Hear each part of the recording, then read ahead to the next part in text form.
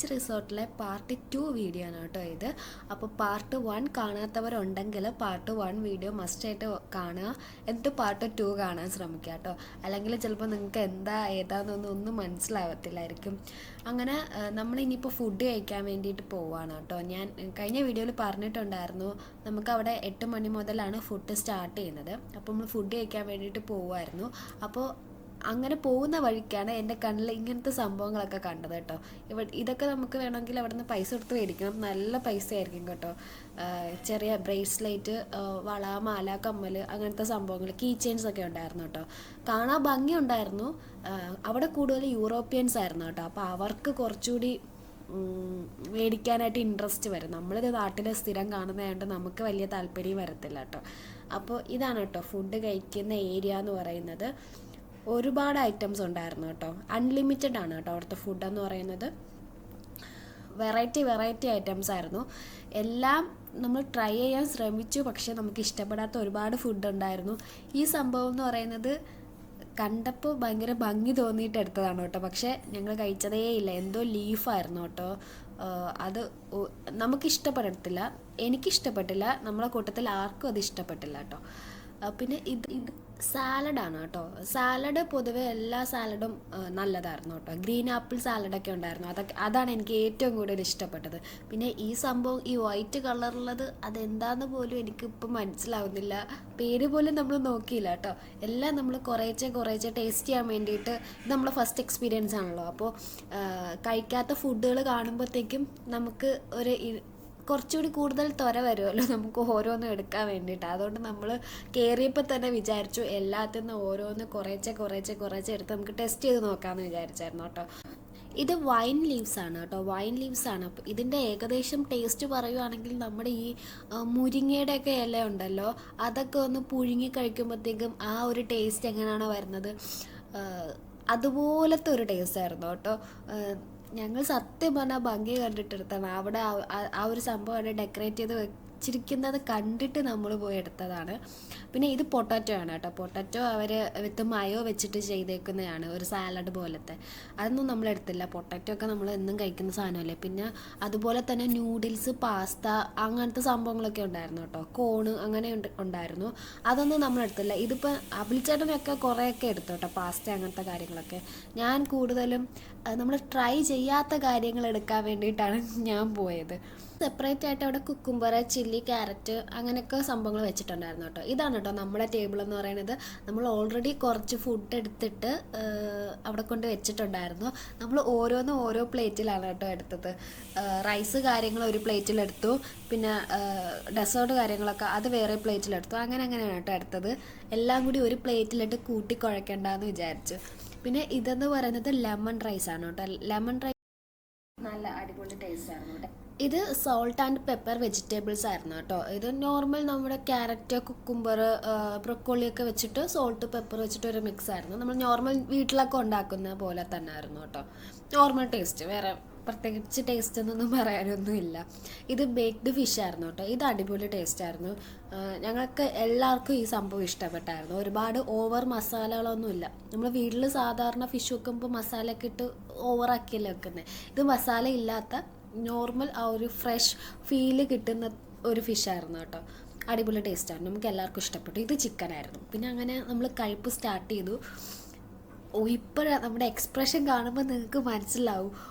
ഭംഗി കണ്ടിട്ട് ഓരോ സാധനങ്ങൾ എടുത്തു വെച്ചിട്ടുണ്ടായിരുന്നു, പക്ഷെ അതിൻ്റെ ഭംഗി കണ്ടിട്ട് എടുക്കരുതെന്ന് ഇപ്പോഴാണ് നമുക്ക് മനസ്സിലാവുന്നത് കേട്ടോ. ഞാൻ മെയിൻ കോഴ്സായിട്ട് കഴിച്ചത് നമ്മുടെ ലെമൺ റൈസും നമ്മുടെ ഈ ബീഫ് കറി ആയിരുന്നു കേട്ടോ. ബീഫ് കറി ഒരു രക്ഷയില്ല, അടിപൊളി ടേസ്റ്റ് ആയിരുന്നു കേട്ടോ. എനിക്ക് അവിടെ ഏറ്റവും കൂടുതൽ ഇഷ്ടപ്പെട്ടത് ബീഫ് കറി ആയിരുന്നു കേട്ടോ. നമ്മൾ സാധാരണ ചെറിയ പീസസ് ഒന്നും അല്ലായിരുന്നു, അത്യാവശ്യം നല്ല വലിപ്പമുള്ള പീസസ് ആയിരുന്നു കേട്ടോ അവർ കറിക്ക് വേണ്ടിയിട്ട് യൂസ് ചെയ്തത്. അപ്പോൾ എനിക്കത് ഭയങ്കരമായിട്ട് ഇഷ്ടപ്പെട്ടു. ആ ബീഫ് കറിയും ആ ലെമൺ റൈസും കൂട്ടി കഴിക്കാനായിട്ട് നല്ലൊരു കോംബോ ആയിരുന്നു കേട്ടോ. പിന്നെ ചിക്കൻ സൂപ്പ് എടുത്തിട്ടുണ്ടായിരുന്നു കേട്ടോ.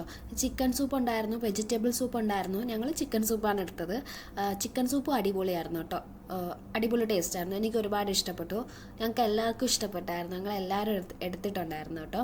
സാധാരണ ചിക്കൻ സൂപ്പിൽ നമ്മൾ മാജിക് ക്യൂബ്സ് ഒക്കെ എടുത്തില്ലേ, ഇവിടെ അതൊന്നും ഇല്ലായിരുന്നു കേട്ടോ. നോർമൽ നമ്മുടെ എങ്ങനെയാണോ ഒരു സാധാരണ നമ്മൾ വീട്ടിലുണ്ടാക്കുന്ന ഒരു സൂപ്പ് അതുപോലത്തെ ഒരു ടേസ്റ്റാണ് കേട്ടോ നമുക്ക് കിട്ടിയത്.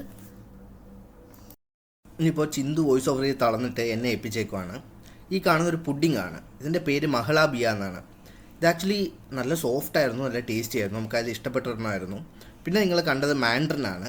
പക്ഷേ അത് ആക്ച്വലി നമ്മളെ നാട്ടിലെ ബബ്ലീസ് നാരങ്ങ മാതിരി ഇരുന്നു. പിന്നെ ഈ പറഞ്ഞ cheese cake, blueberry cake, butter cake, ഇങ്ങനത്തെ സാധനങ്ങളുണ്ടായിരുന്നു. കൊള്ളായിരുന്നു. പക്ഷേ എന്തോ നമ്മൾ എക്സ്പെക്റ്റ് ചെയ്ത് അത്രയും വന്നില്ല. അങ്ങനെ സലാഡും കൂടെ കഴിച്ച് നമ്മളത് അങ്ങ് ക്ലോസ് ചെയ്തു. പിന്നെ നമ്മൾ നേരെ വന്നിരുന്നത് അന്ന് അവിടുത്തെ 2 മേജർ പ്രോഗ്രാംസ് ഉണ്ടായിരുന്നു. ഒന്നെന്ന് പറയുന്നത് ഫയർ ഷോ ആയിരുന്നു.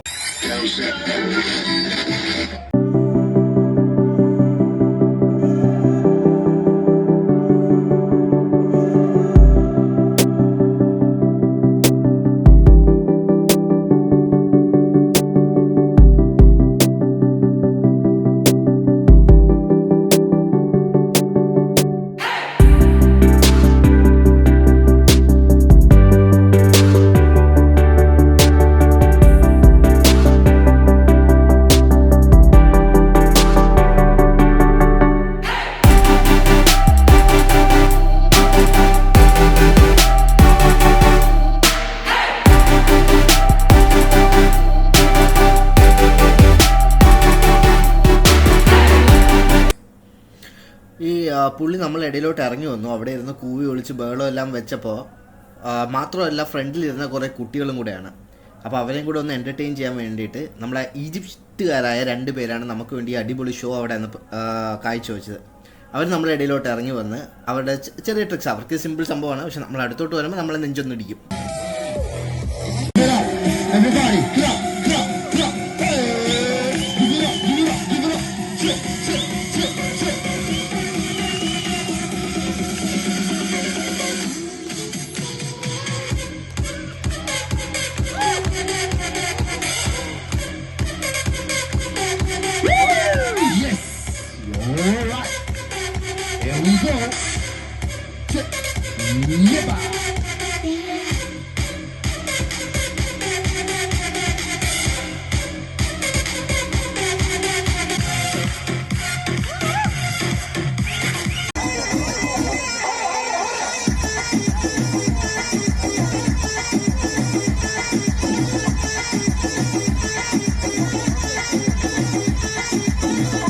ഷോ അവസാനിപ്പിക്കാൻ വേണ്ടി പുള്ളി നേരെ സ്റ്റേജിൽ നിന്ന് ഇറങ്ങി ബാക്കിലെ ബീച്ചിലോട്ട് അങ്ങ് പോയി.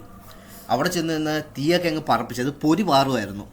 അതൊരു എന്താ പറയുക, മെസ്മറൈസിങ് ഷോ തന്നെയായിരുന്നു. പക്ഷേ കഷ്ടകാലം എന്ന് പറഞ്ഞിട്ട് ക്യാമറ കൊണ്ട് അതിൻ്റെ ഫ്രണ്ട് വെക്കാൻ പറ്റിയില്ല. ഒരു സൈഡിൽ നിന്നുള്ള വ്യൂ നമുക്ക് കിട്ടിയുള്ളൂ. അല്ല, ഫ്രണ്ടിൽ അവിടെ സെക്യൂരിറ്റി ഉണ്ട്. കാരണം ഫയർ ഷോ ആണല്ലോ, അപ്പോൾ നമ്മൾ മുന്നോട്ട് ആരെയും കടത്തി വിടത്തില്ല. അപ്പോൾ ഒരു പരിധി വരെ നിന്നിട്ടേ നമുക്ക് വീഡിയോ എടുക്കാൻ പറ്റത്തുള്ളൂ. അപ്പോൾ അതിൻ്റെ കുറച്ച് പക്ഷെ ഒരു തീപ്പൊരി പ്രകടനമാണ് പുള്ളി കാഴ്ചവെച്ചത്. നിങ്ങൾക്ക് കാണാമല്ലോ പൊരിയൊക്കെ എവിടം വരെ തെറിക്കുന്നു എന്ന്.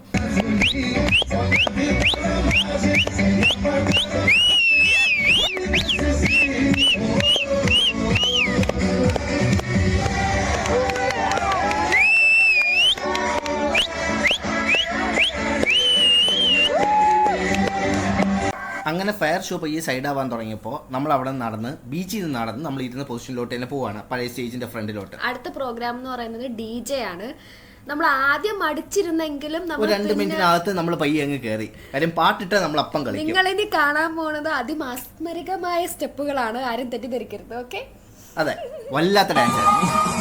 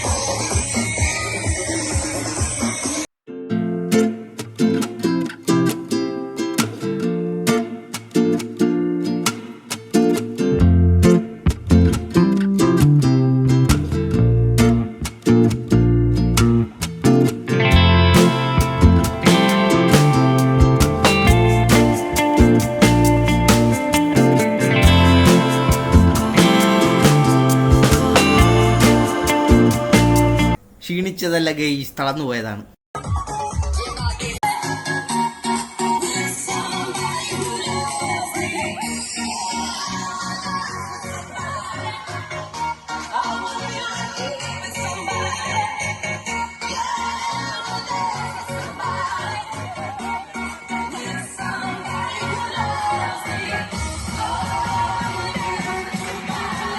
അങ്ങനെ മാങ്ങ പറി ചെളിക്കുത്ത് പരിപാടിയെല്ലാം കഴിഞ്ഞ് നമ്മൾ സ്റ്റേജിൽ നിന്ന് ഇറങ്ങിയപ്പോൾ പുള്ളേർ സ്റ്റേജ് അങ്ങ് കയ്യേറി.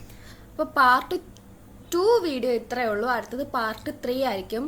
ലെങ്ത് വെറുതെ നമ്മൾ കൂട്ടുന്നില്ല. അപ്പോൾ നിങ്ങൾ ലൈക്ക് ചെയ്യുക, ഷെയർ ചെയ്യുക, സബ്സ്ക്രൈബ് ചെയ്യുക. അടുത്ത വീഡിയോ ഉടനെ കാണാം. Okay, by.